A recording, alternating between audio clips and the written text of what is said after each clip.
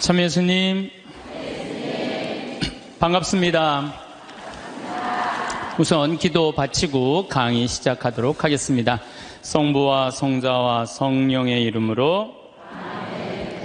하느님 아버지, 작은 죄들이 모여서 큰 죄가 되듯이 우리 일상의 게으름이, 하느님께서 우리 인생이라는 달란트를 주셨는데 어떤 당신의 사랑스러운 아들, 딸들은 5달란트를 불려서 하느님께 드리기도 하고, 또 어떤 아들, 딸들은 2달란트를 불려서 당신에게 드리기도 하지만 1달란트를 그대로 땅에 묻어두고 자기의 재능을 개발하지도 않고 쓰지도 않고 묻어둔 게으른 종에게는 당신께서 엄히 꾸짖었듯이 저희들이 이 인생, 한 번밖에 없는 소중한 인생, 선물 받은 이 인생 하루하루를 알토란같이 금쪽같이 쓸 수 있는 지혜를 이 시간 함께하여 주소서.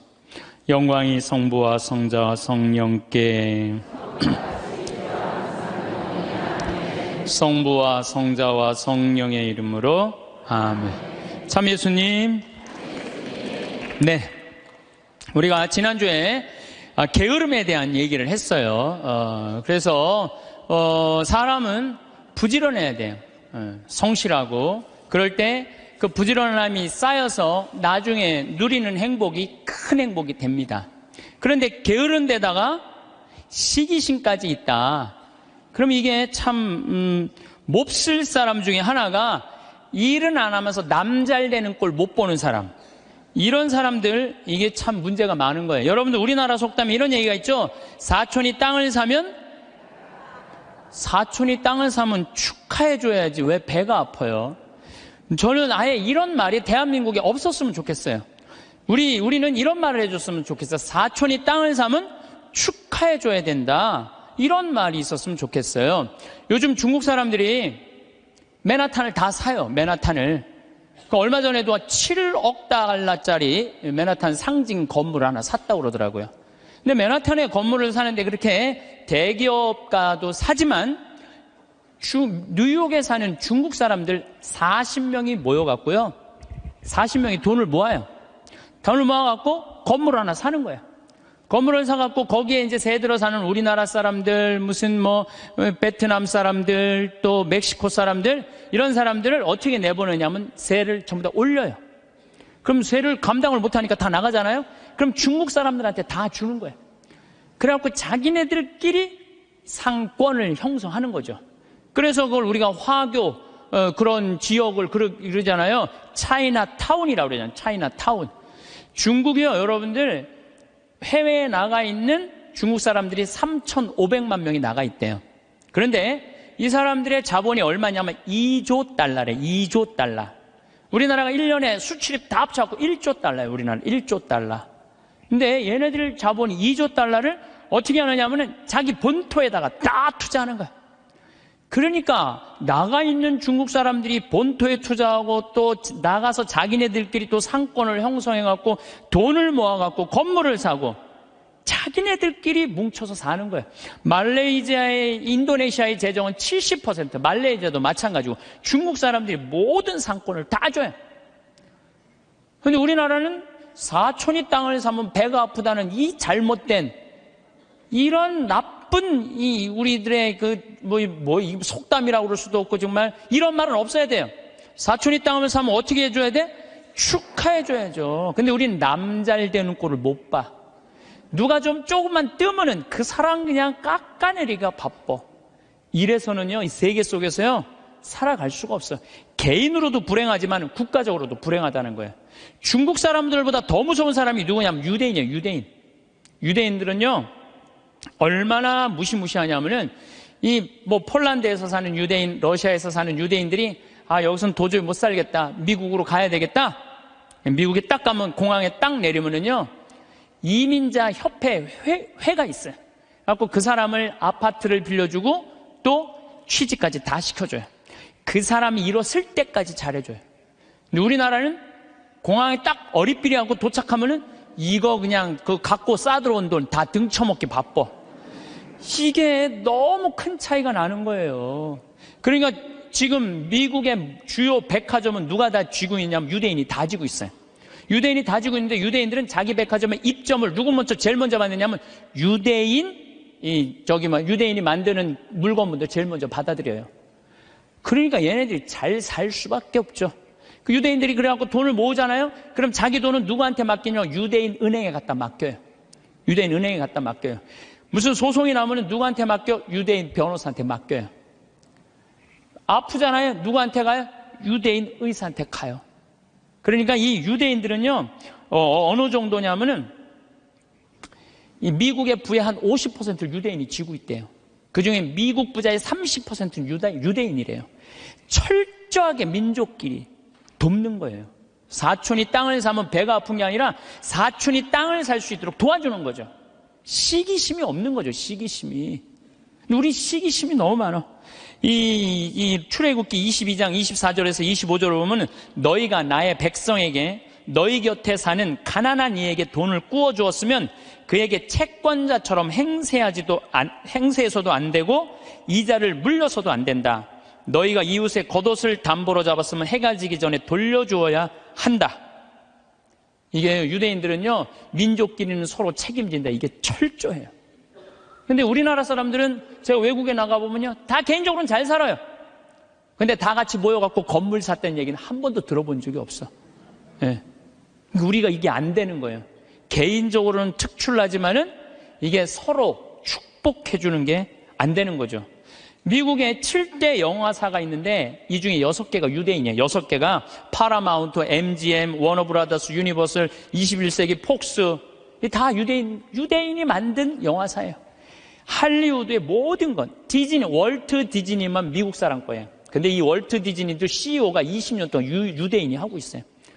그러니까 황금알을 낳는 건 다 유대인이 쥐고 있는 거야. 그러니까 얘네들이 영화에서 나오는 돈들, 배우도 유대인을 쓰고 무슨 시나리오 작가도 유대인을 쓰고 감독도 유대인이고 영화 배급사도 유대인이고, 그러니까 다 같이 사는 거예요. 얘네들이 자기네들이 돈이 이렇게 생기잖아요. 그럼 이 돈을 또 미국에 있는 유대인들은 어디다 보내냐? 본토에 보내요. 이스라엘, 팔레스타인 이쪽으로 보내는 거예요. 그러니까 서로 협력해서 사는 거죠. 잘 나가는 사람 시기하면요, 분열이 일어날 수밖에 없어요. 근데 성당에서도 하다못해 주일학교 하나를 운영해도요, 이게 깨지는 경우가 시기심 때문에 깨져요. 시기심 때문에.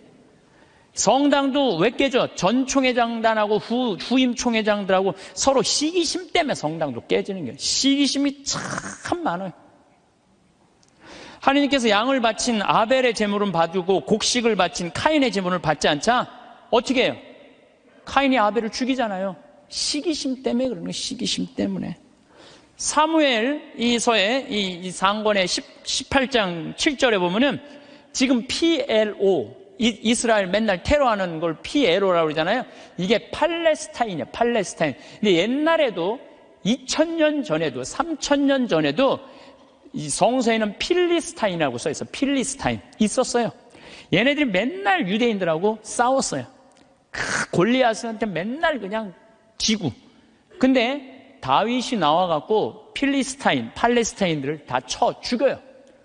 그래서 완전히 사울이 그냥 완전 왕권이 굉장히 강화가 돼요.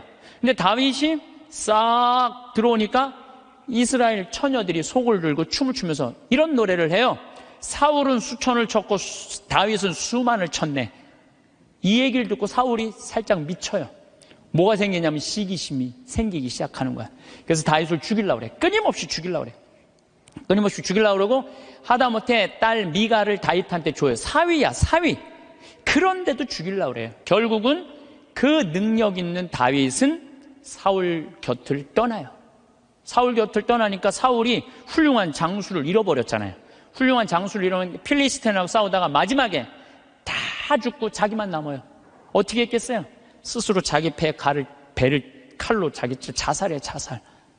다윗을, 그 능력 있는 다윗을 자기 옆에 왕으로 데리고 있었다면, 시기심을 가지지 않고 데리고 있었다면 아마 사울은 이스라엘 처음으로 통일한 왕으로서의 그 대단한 명성을 누렸을 거야. 근데 그놈의 시기심 때문에 모든 걸 다 잃어버리는 거죠.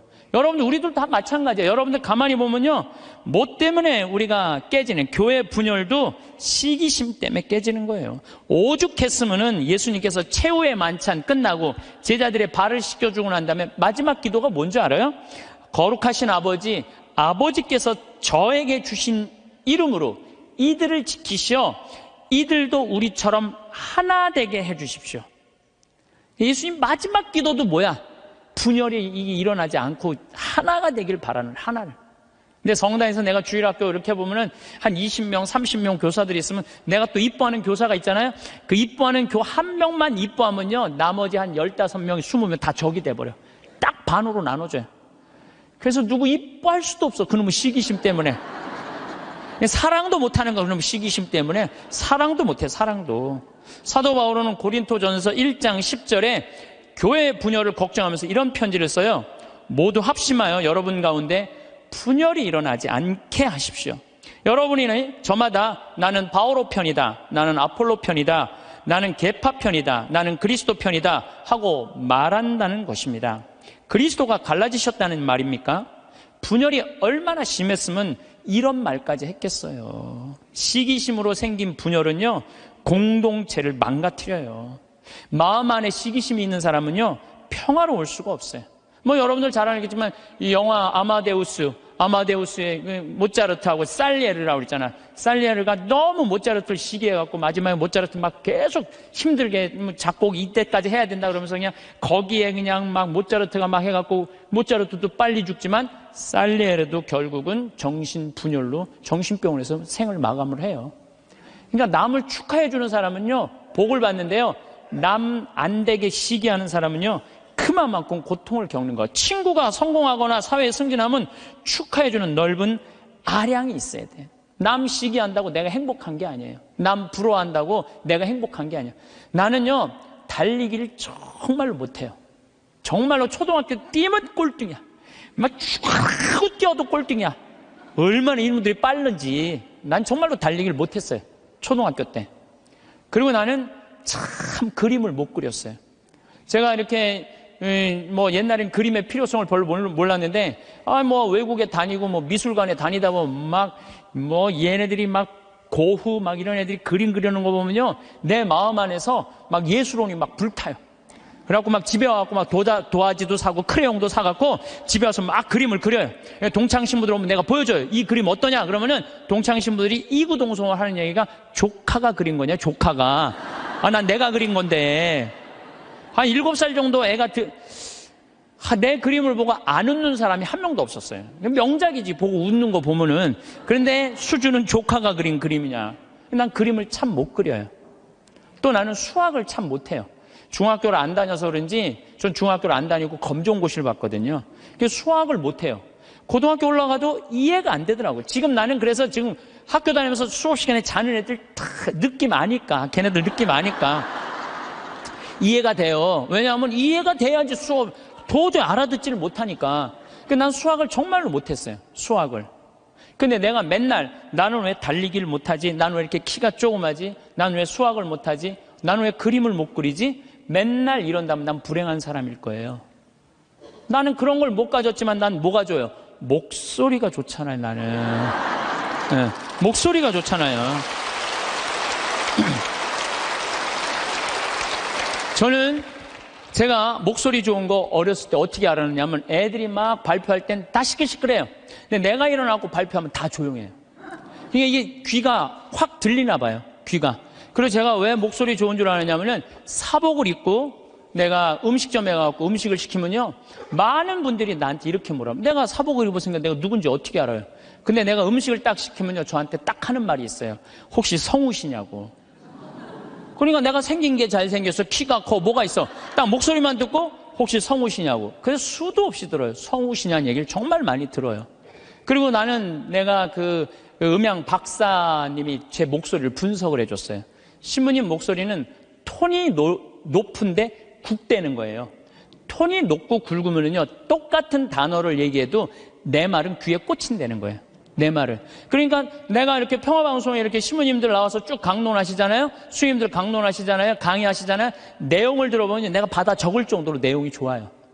근데 그분들한테 단점이 뭐냐면은 예수님께서는 부활하셔갖고 3일 만에 오셔갖고 성령을 보내셔갖고 승천을 뭐 하셔갖고 제자들이 뭐 그러니까 정말로 듣기 좋은 내용인데 톤이 거의 같고 목소리 톤이 낮기 때문에 집중이 안 되는 거예요. 근데 난 한마디라도 예수님께서 부활하셔갖고 또 다시 오셔서 승천하셔갖고 성령, 그러니까 단어 하나하나가 똑같은 말인데도 목소리 때문에 제가 받는 이득이 너무너무 많아요. 그러니까 저는 중학교, 고등학교 때도 미사 해설하고 독서하고 뭐 신학교 때도 무슨 뭐 세미나 발표하고 이럴 때 제가 목소리 좋은 걸 저 자신도 알아요. 그래갖고 내가 서품 받을 때 난 다른 거 달리기 잘해달라고 나 기도한 적 없어요. 서품 받을 때 뜀 잘 뛰게 해달라고 그런 적도 없어요. 나는 누워서 이 재단에 엎드려갖고 주님한테 딱 두 가지 부탁했어요. 강론 잘하게 해달라고, 또 하나는 글 잘 쓰게 해달라고. 이 신부가, 나는 신부 중에 키 큰 신부 별로 소용없다고 생각해요. 아니 복음 선포하는데 키가 무슨 상관이야. 네. 그리고 난 생긴 것도 그렇게 중요하다고 생각하지 않아요. 제가 그 보좌 신부 때 굉장히 15,000명, 16,000명 본당에 보좌 신부를 했었어요. 그러면은 저 뒤에 있는 분들은 내 얼굴이 안 보여요. 그러니까 미사참여 뒤에 하시는 분들은 끝까지 내 얼굴을 몰라, 1년 내내. 근데 그분들이요 10년 후 20년 후 와갖고 내 목소리 딱 들으면요 목소리가 생각이 안 되는 거예요. 목소리만 좋으면 됐지 뭐 키 커서 뭐해. 그렇지 않아요? 그러니까 과연 내가 받은 게 뭘까? 내가 받은 게 뭘까? 여기 계신 분들 하느님께서 하나씩 다 주셨어요. 다 주셨어요. 신부님 전 받은 게 정말 아무것도 없는 것 같은데요. 밥 잘하는 것도 재능이에요. 밥 잘하는 것도. 나는 우리 주방장님, 우리 생태마을의 주방장님 있는데 정말로 음식을 맛있게 해요. 그러니까 그냥 최고의 주방장이 되는 거잖아요.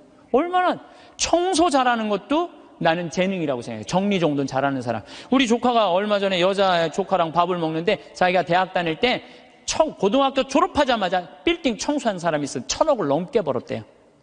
자기는 항상 정리하는 걸 너무너무 좋아했대요. 빌딩을 정리하고 나면 기분이 너무너무 좋다는 거예요.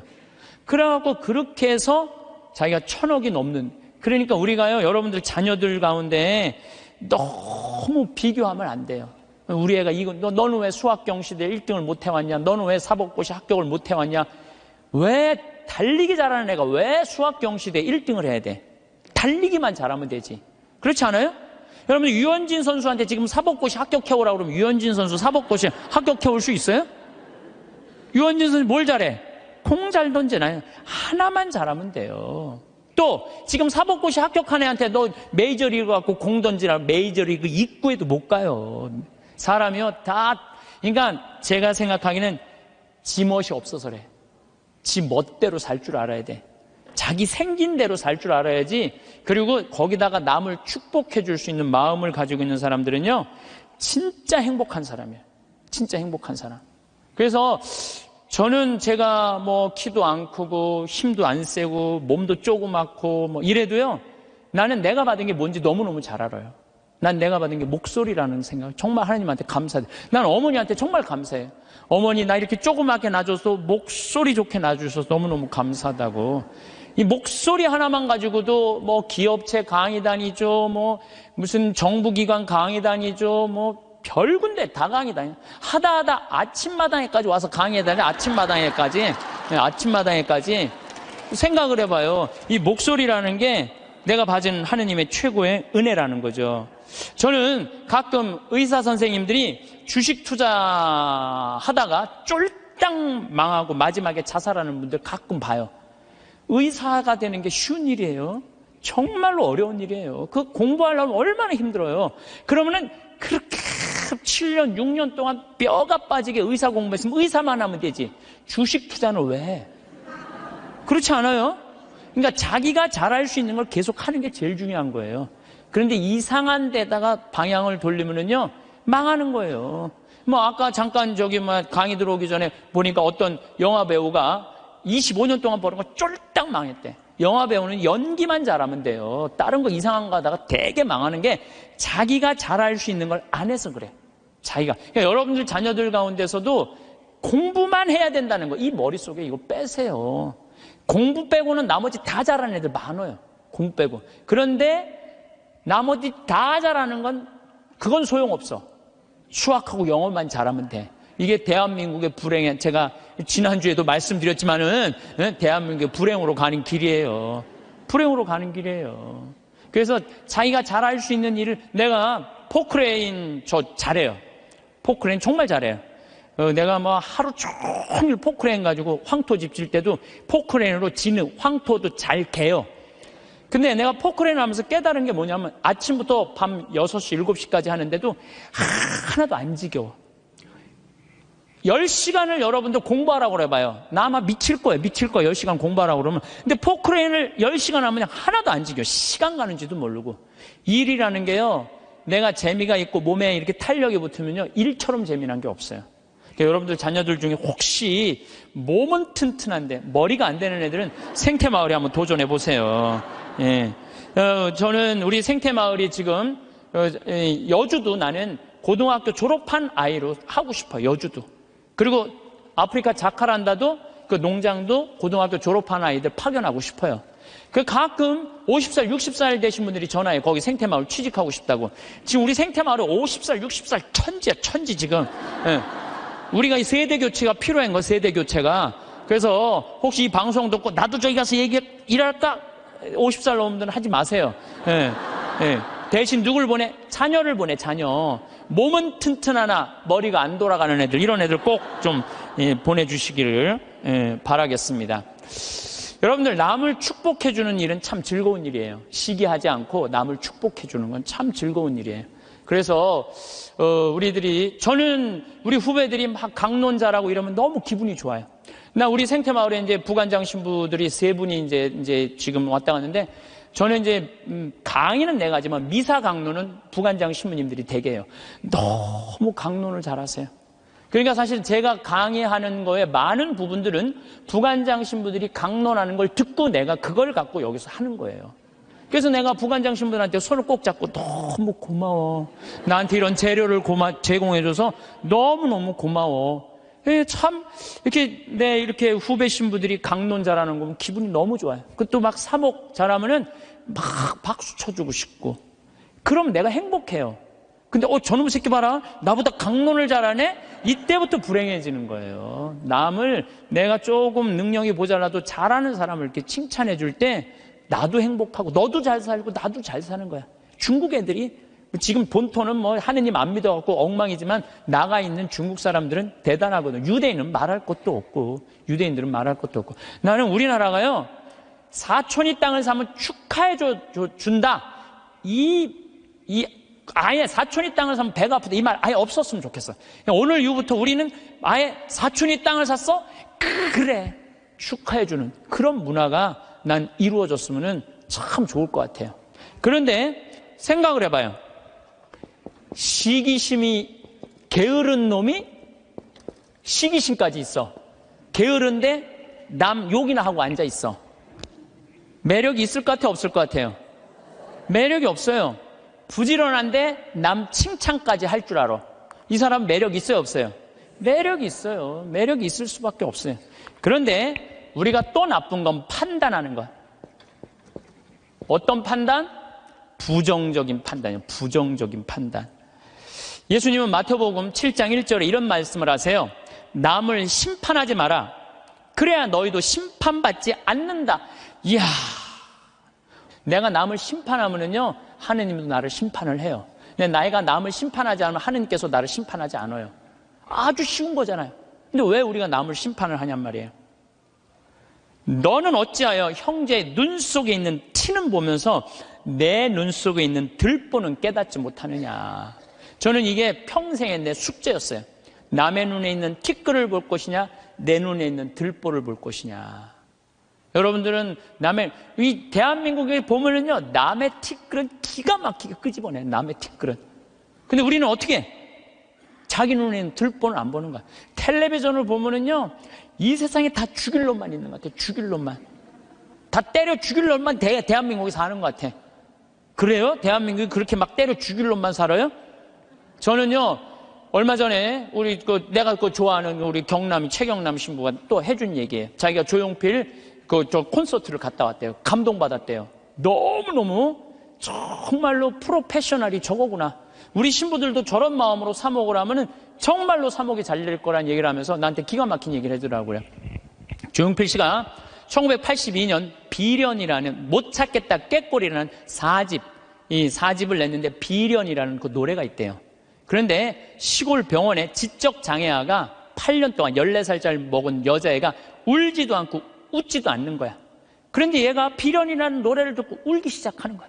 14살짜리가 막 울더래요. 그러니까 병원에서 난리가 난 거죠. 8년 동안 웃지도 않고 울지도 않던 애가 비련이라는 노래로 눈물을 쫙 흘리니까. 그러니까 부모도 미치죠. 내 애가 감정 표현하니까 얼마나 행복하겠어요. 그래갖고 그 병원에서 연락을 한 거예요. 조용필 씨한테. 제발 우리 병원에 한 번만 와갖고 이 아이 손 한 번만 잡아줘라. 손 잡아주고 노래까지 해주면 더할 나위 없지만 손이라도 잡아줘라. 했는데 그때 조용필 씨가 1982년 4집 못 찾겠다 꾀꼬리 할 때 캬바레에 가서 노래 한 곡 하면 3천만 원을 받았대요. 지금 돈으로. 근데 보통 하루에 3-4번씩 나갔대요. 그러니까 그 매니저가 무슨 소리냐, 지금 하루에 1억씩 버는 사람인데 그 시골까지 위약금 물 수 있느냐? 꿈도 꾸지 마라. 전화를 끊었대요. 근데 조용필 씨가 이렇게 바깥에서 듣는 무슨 얘기냐? 그랬더니 매니저가 아니 저기 뭐 어떤 지적장애 여자아이가 당신 비련이라는 노래를 듣고 막 눈물을 흘리다고 병원에 한번 초대를 한다는데 아니 이제 바빠 죽겠는데 거기를 어떻게 하느냐? 그랬더니 오늘 공연이 몇 개냐고 그랬더니 뭐 4개라고 그랬더니 그거 다 취소해라. 내 위약금 내가 물겠다. 가자 그 병원에 차 대라. 그랬더니 조용필 씨가 차를 타고 그 시골까지 쫙 간 거예요. 갔는데 얘를 딱 봤는데 얘가 뭐 조용필이 누군지 어떻게 알아요. 보고 가만히 있는 거야. 근데 조용필 씨가요 대단한 사람이 그 14살짜리 여자의 손을 잡고 비련이라는 노래를 부르는 거예요. 기도하는 사랑의 손길로 탁 이렇게 노래를 쫙 오빠 막 그러잖아요 여러분들. 그러니까 얘가 또 눈물을 쫙 흘리는 거야. 그러니까 그냥 이 병원이 감동이죠, 감동.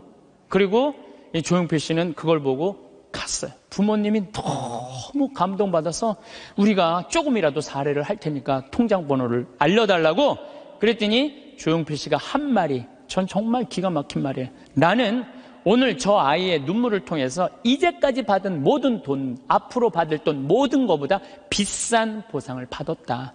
그러니까 나한테 돈 보낼 생각하지 말아라. 탁 갔다는 거. 그게 1982년 얘기예요. 그래서 물론 내가 조용필 씨가 훌륭하다는 건 알았지만 그 다음에 내가 조용필 씨 뒷조사를 쫙 해봤어요. 뒷조사를 해봤더니 자기 부인이 세상을 떠났을 때도 23억인가 4억이나 되는 돈을요 다 어려운 사람을 위해서 다 기증하고 그 다음에 소아 백혈병 걸린 아이 한 500명 수술비를 다 대주고 지금도 1년에 몇 억씩 어려운 아이들을 위해서 내놓는다는 거예요. 그러니까 우리가 이 세상을 보면서 다 나쁜 놈들만 있는 게 아니에요. 우리가 참 훌륭한 사람들이 많아요. 요즘 저는 김장훈 씨, 독도 참 여러분들 이거 대단한 가수 하나가 대단한 일을 하는 거예요. 지금 독도 뭐 100억 모은다 그러잖아요. 저도 이제 동참 꼭 하고 싶어요. 여러분들 일본 애들은요 자기네 나라에서 살고 싶지 않은 애들이에요. 2011년 3월 11일 후쿠시마 지진이 일어났지. 원자력 발전소, 원자탄 폭탄 터진 거예요. 그것 때문에 지금도 방사능 때문에 고생하고 있죠. 태풍은 그냥 일본에 다 가서 지금 아직도 10월 30일인데 아직도 무슨 프란치스코 뭐 이거 태풍 다 살고 싶지 않은 거예요. 1905년에 일본 애들이 우리나라를 어떻게 돌아왔는지 독도는 우리 땅 그리고 우리나라 먹은 거예요. 지금도 독도는 우리 땅이라고 자기네들 이번에 뭐 외교 홈페이지에 하잖아요. 한국 먹고 싶다는 거예요. 그러니까 대놓고 얘기하는 거 대놓고. 근데 이 정치인도 기업인도 못하는 가수 한 사람이 얼마나 대단해요. 이 세상은요 나쁜 놈만 있는 게 아니에요. 정말로 멋있는 사람들이 많아.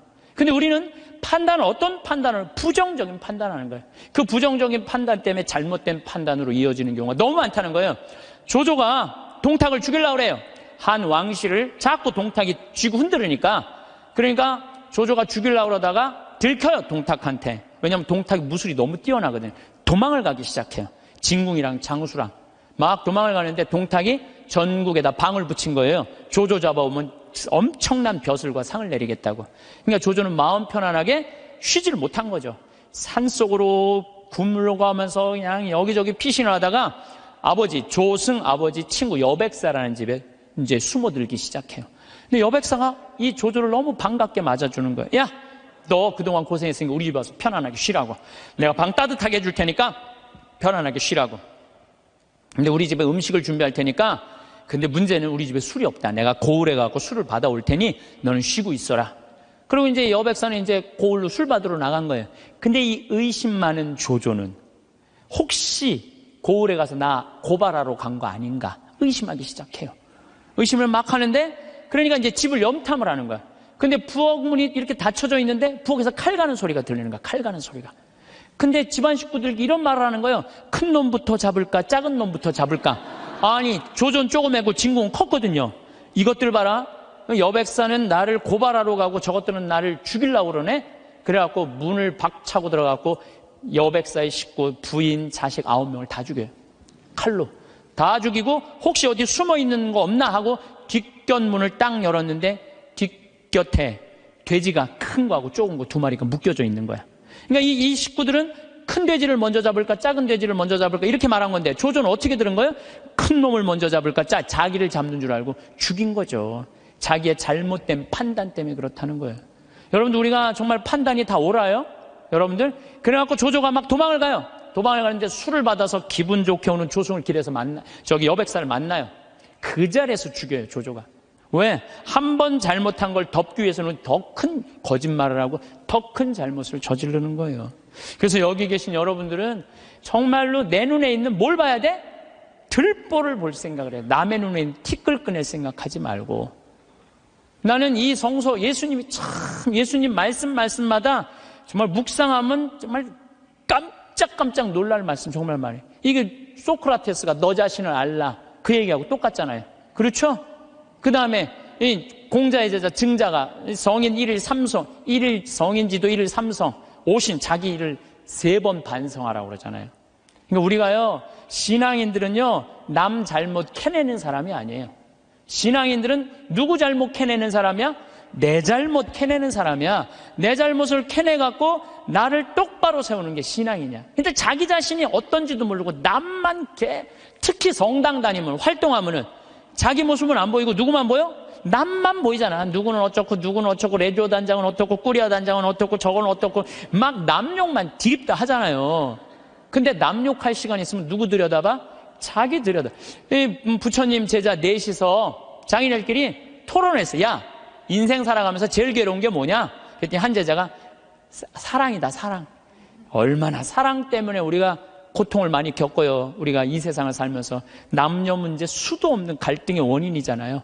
그랬더니 옆에 있던 제자가 아니다, 사랑보다 더 그런 건 배고픔이다. 그렇죠, 배고픔의 고통. 이거 정말 힘든 거죠.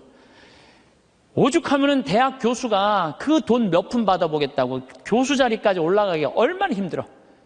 그런데 부정 입학 몇백만 원 받아갖고 부정 입학하고 교수 자리 쩔러나가고, 이게 배고픔의 고통 때문에 배고픔.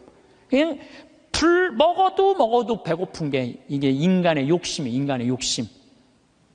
그랬더니 또 한 제자가 아니다, 그것보다 더 무서운 거 분노다, 분노. 화가, 자기 화를 조절하지 못하는 거. 이건 저도 동의해요. 사실 저도 인생 살다 보면은 내가 싸운 게 한순간 무너지는 게 뭐냐, 분노 때문에 그래요. 분노. 그랬더니 또 한 제자가 아니다, 그거보다도 더 슬픈 건 죽음에 대한 공포다. 맞죠, 우리 인간이 모든. 그랬더니 그게 다 됐더니 부처님이 하시는 말씀이 아니다, 그것보다 더 슬프고 고통스러운 거는 자기 자신이 누구인지 모른 채 살다가 죽는 거다. 내가 어디서 와갖고 어디로 가는지, 내가 뭘 하는지, 내가 어떻게 살면서 행복한지 아무것도 모르고 그냥 쫓는 게 뭔지도 모르고 그러고 살다가 죽는 게, 저는 부처님 말씀에 저도 동의해요. 예수님, 남의 눈에 있는 티끌 볼 생각하지 말고 자기 눈에 있는 들뽑을 생각을 해라고. 그래서 여러분들 항상 우리가 판단을 할 때 부정적인 판단을 할 거냐 긍정적인 판단을 할 거냐, 이게 아주 중요해요. 근데 요즘 텔레비전을 보면은 여러분들, 우리나라 텔레비전 뉴스 보면 한심해 안 한심해요? 한심하죠?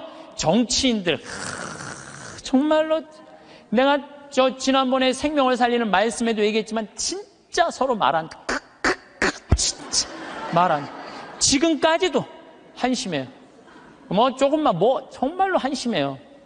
그러니까 그냥 어떤 또 저기 국회의원은 이놈의 나라를 그냥 뒤집어 엎어갖고 북한한테 그냥 줘버려야 된다. 이렇게 말하는 사람들도 있고.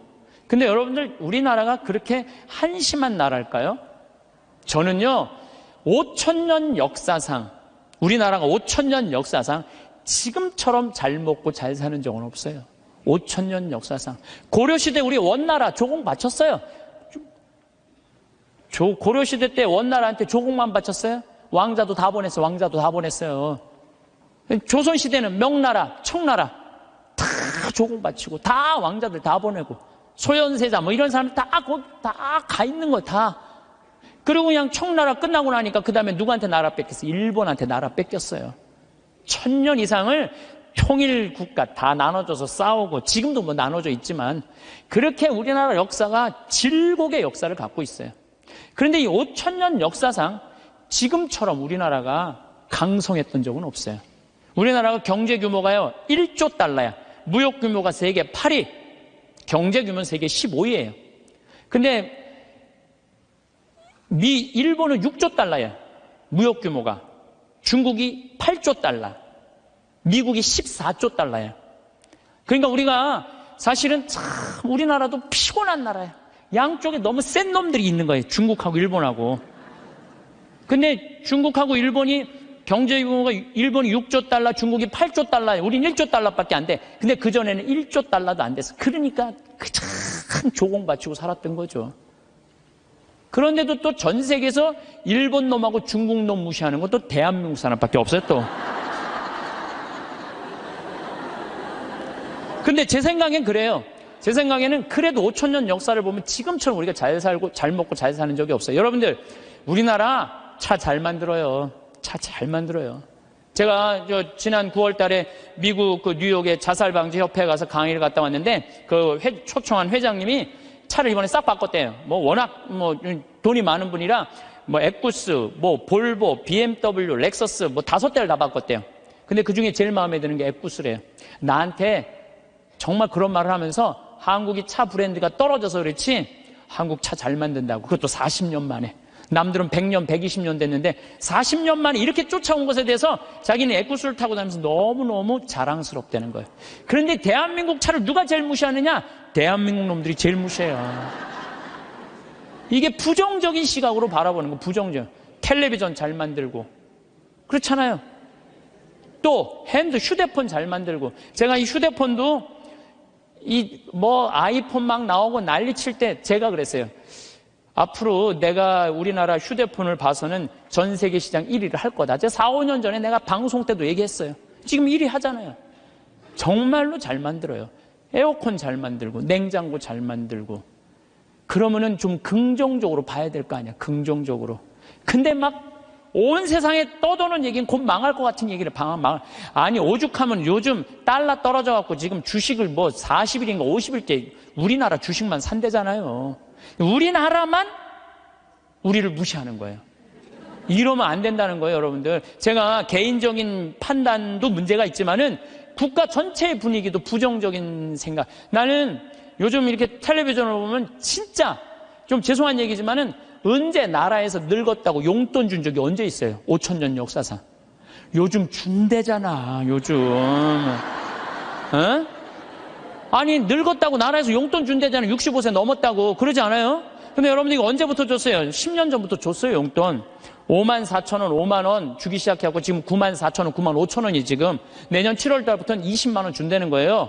물론 100% 다 주면 좋지만 상위 30%는 안 주고 하위 70%는 준다는 거예요. 20만원. 여러분들 자식이 다달이 20만원씩 줘요? 자식도 안 주는 용돈 준대잖아, 나라가. 에? 그러니까 여러분들은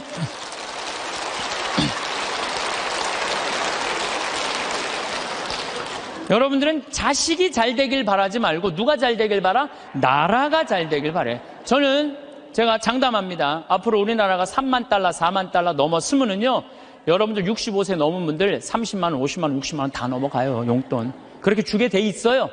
그러니까 여러분들은 우리나라가 긍정적인 마음으로 정말 나라가 융성할 수 있는 그런 마음으로 나라가 잘 되길 바라야 되는데, 우리는 입만 열면 조금 있으면 망해야 된다고, 조금 있으면 망해야 된다고 이렇게 말하면은요, 그래서 그게 개인적으로나 국가적이나 사회적이나 부정적인 눈으로 세상을 보면 안 돼요.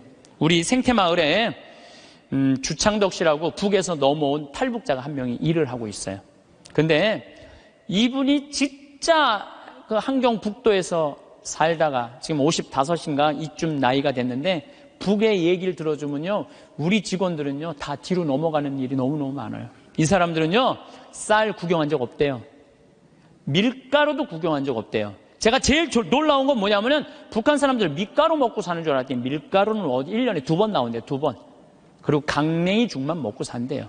그럼 밀가루를 가지고 수제비를 만들어 먹으면 그게 얼마나 고소한지 모른대요. 그건 뭐 농약을 쳐야지 뭐 맛이 이상할 거 아니야. 농약 칠 돈이 있어야지 농약을 칠 거 아니에요. 그러니까 안진뱅이 아마 밀보리로 아마 하는 것 같아요. 그 수제비 먹으면 그렇게 맛있다는 거예요. 근데 그 1년에 딱 2번 먹는다는 거. 나머지는 전부 강냉이 죽을 먹는다. 나머지는 전부. 그런데 우리 이제 생태마을에서 이제 가지튀김을 하면은, 우리는 가지튀김만 밀가루 살짝 묻혀갖고 튀기잖아요. 그래갖고 그걸 나가면요, 그 가지를 들고 주방에 들어가요. 그 탈북자가. 그 주방장한테 따져요. 밀가루 요것밖에 왜 안 묻히느냐고.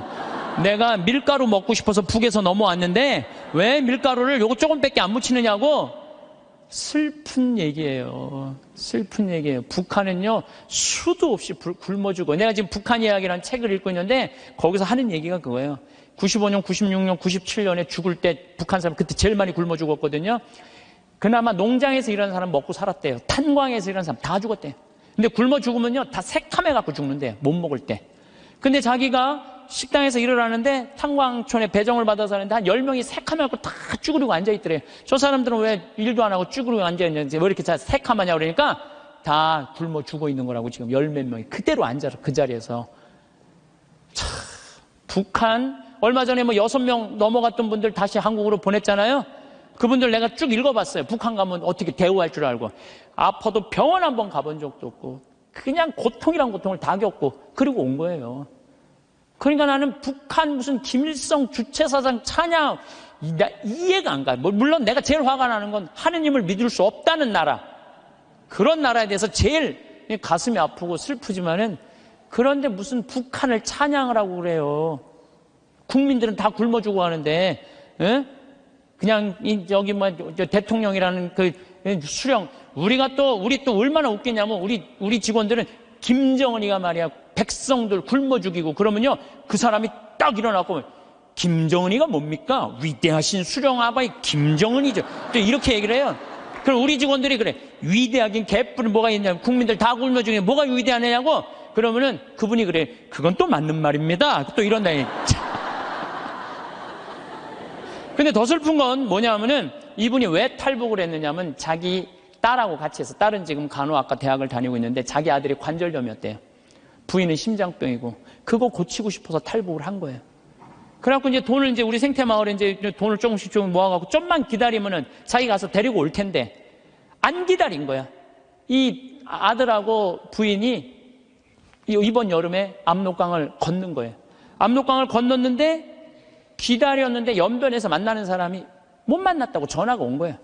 아니 그냥 우리 생태마을에서 저녁에 밥을 먹으면 얼굴이 하얘갖고 아주 이만 다 죽어가더라고. 그래서 내가 물어봤어. 왜 그러느냐고. 뭐 주창덕 형제. 그랬더니 하는 말이, 아니 북에서는 건너갔다는 소식이 왔는데 연변에서 못 만났다는 거야. 그래서 내가 비행기표 끊어주고 돈 주고 가서 찾아와 봐라. 자식 아들하고 부인 소식을 모르니까 일이 손에 잡히겠어요?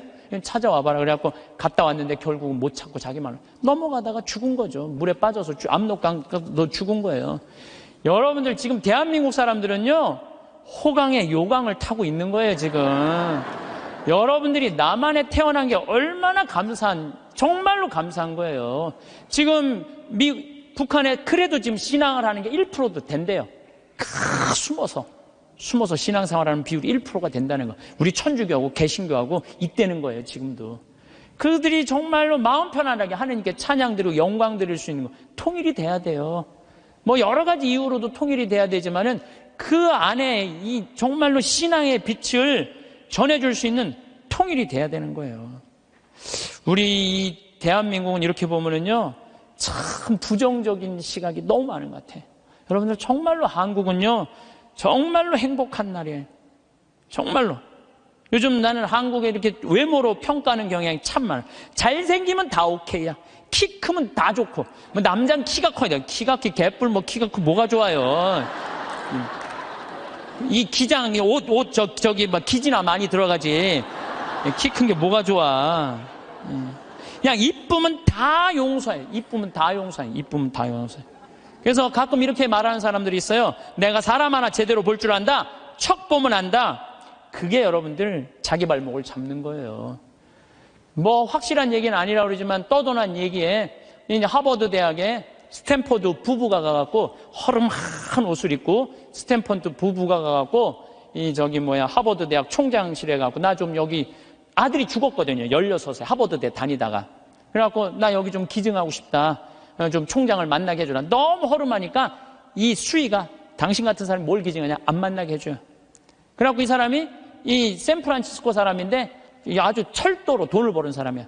아니 저 하버드 대학에서 우리 돈을 기증을 안 받느니 차라리 우리가 그냥 여기다가 대학을 하자. 그래갖고 생긴 대학이 스탠포드 대학이라는 거예요. 지난번에 산호세 강의 갔을 때도 스탠포드 대학을 지나가 봤는데 어마어마하게 전왔더라고. 대학이 아니라 거의 뭐 궁전같이 전왔더라고요. 그래서 그 하버드 정문에는 이런 말이 써 있대요. 사람을 외모로 판단하지 말라라는 글귀가 있대요. 예.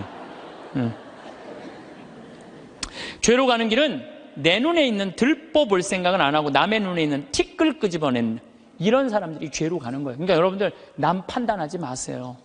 남 평가하지도 마시고 남 비난하지도 말고 판단하고 난 다음에 비난하지도 말고 똥 묻은 겨 묻은 겨 비웃는다는 그런 우리 속담도 있듯이 자신의 잘못된 점을 되돌아보는 일이 우리가 중요한 거예요. 특히 신앙인들은 남 누구 어떻고 이거는요.